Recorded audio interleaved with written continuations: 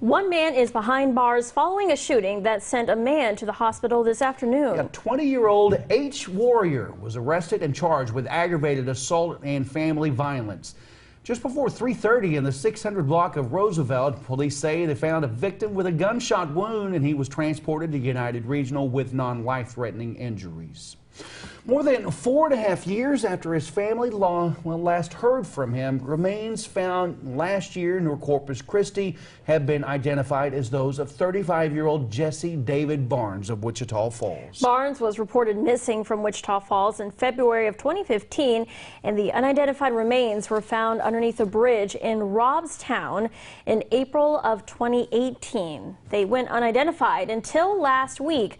A detective with the Robstown Police Department says the remains were submitted to the Forensic Science Program at the University of North Texas, and they were positively identified as Barnes. Police say the bridge where his remains were found is, at times, a common gathering place for homeless people. His family said the last contact they had with the father of four was when he said he was going to the bank to get money to pay bills and also get groceries.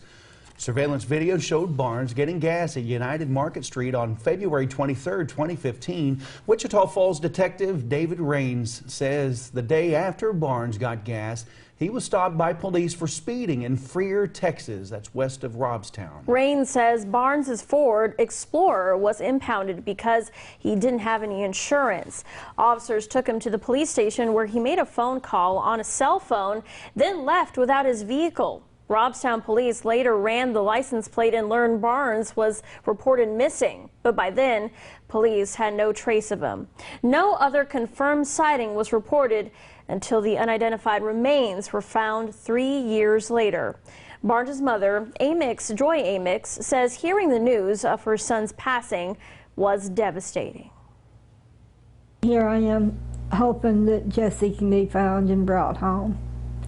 And when Detective Raines come in, he said that we have found Jesse, but he is deceased.